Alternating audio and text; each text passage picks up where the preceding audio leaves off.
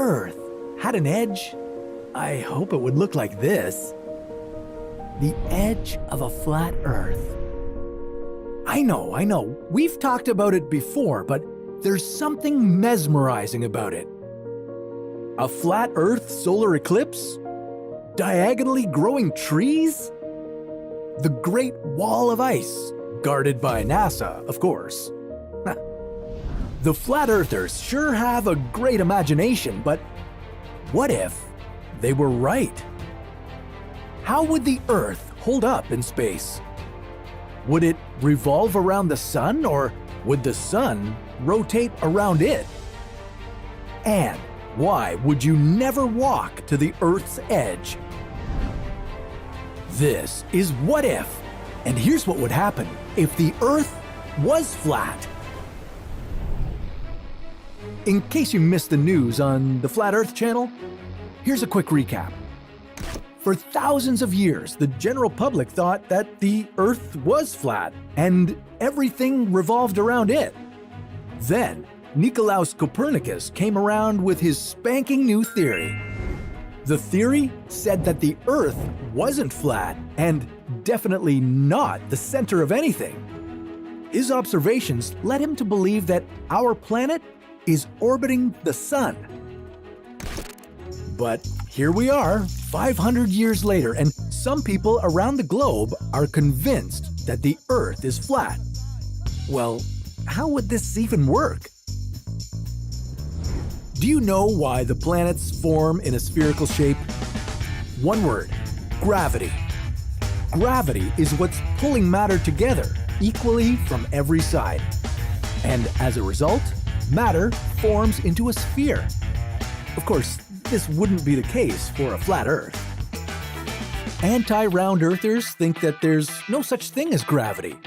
We only feel like there is because some mysterious force is accelerating the pancake-shaped Earth upwards. I don't need to tell you that you can't increase the speed forever. At some point, you'd be going too fast. Ugh, does anybody feel like a burnt pancake? No? If you want some real science, then yes, there would be gravity on a flat Earth. And it would be weird. The center of gravity on a flat Earth would be right here in the middle. Everything on Earth and around would be pulled to this point. And the further you got away from the center, the stronger this pull would be. At some point, it would begin to pull you downward, so you would have to start climbing. This would be the reason why you couldn't walk to the edge of a flat Earth. Gravity would be so strong around there that it would be impossible for you to make it. You might never see the gorgeous 45-meter tall wall of ice called Antarctica, guardrailing the Earth's edge. And you'd never learn what's on the flip side. But at least you wouldn't fall off of it. There would be other side effects of this funny gravity. Objects closer to the edge of the Earth would fall sideways instead of down. Gravity would also make trees grow diagonally on most of the pancake-like Earth, because they'd be reaching against the pull of gravity. All the rain, snow, and hail would fall toward the Arctic at the center of the Earth. The precipitation would converge and start to build up. The oceans would get sucked to the center of the disk too, and form one big ocean in the middle. A big concern would be the air pressure on a flat Earth.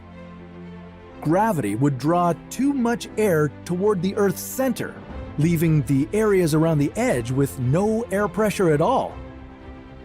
That would be bad because people living in a flat Earth Australia wouldn't have enough oxygen to breathe. And if you lived closer to the middle, where the Arctic would be, you'd be crushed by the weight of the atmosphere. But not for long. A flat Earth wouldn't have a geomagnetic field around it.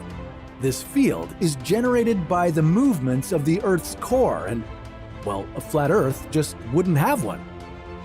Nothing would be holding our atmosphere in place, and eventually, it would spill into space.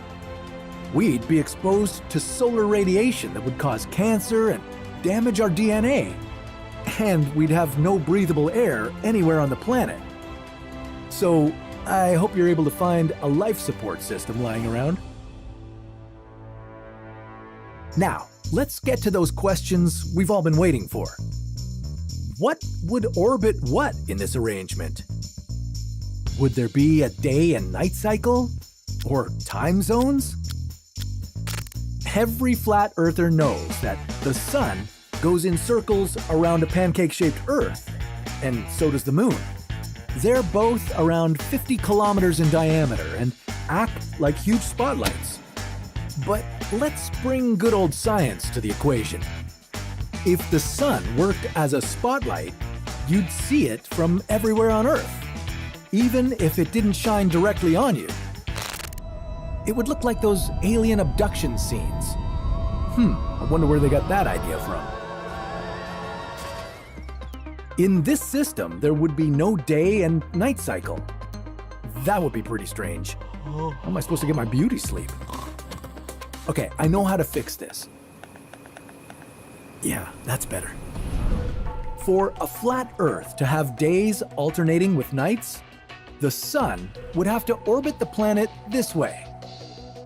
When the sun was up, the entire planet of Earth would experience daylight, and when the sun went down, the Earth would fall into nighttime. There would be no time zones and no seasons either, but you could still mess up your schedule by staying up late and watching what-if videos. You'd be lucky if the sun was so much smaller than the Earth. Sort of. Think of this. If the sun retained its gigantic form as it was orbiting a flat Earth, it would burn down the entire planet. That's because of how close it would get to us. On the other hand, if the sun were much smaller than it really is, we'd freeze to death. That's because the flat Earth would have nearly 2.5 times the surface area of our round Earth. We'd be getting only 1/3 of a regular-sized sun's energy. That's not enough for life on a flat Earth to exist. And we haven't even talked about this yet. The lunar eclipse. Flat Earth disciples believe in some kind of anti-moon that's responsible for these. On our round Earth, lunar eclipses happen when the Earth lines up between the sun and the moon. If that was the case for a flat Earth, this is how those eclipses might look. And even that would require some very special alignment. So, if the flat Earth conspiracy turned out to be true, that our globe was indeed photoshopped and GPS devices were rigged for some financial gain, well, that would open up a conversation to other conspiracy theories. Unfortunately, many people, including the flat earthers, are living in a state of cognitive dissonance. That's when their thoughts and beliefs aren't quite consistent and don't always represent reality. I mean, we are constantly exposed to pseudo-evidence that can support any theory at all, even if it falls flat with a bit of logical thinking. If Copernicus had spent 10 hours on YouTube watching flat Earth conspiracy videos, even he might have admitted he was wrong. When you think of ringed planets, well, you probably assume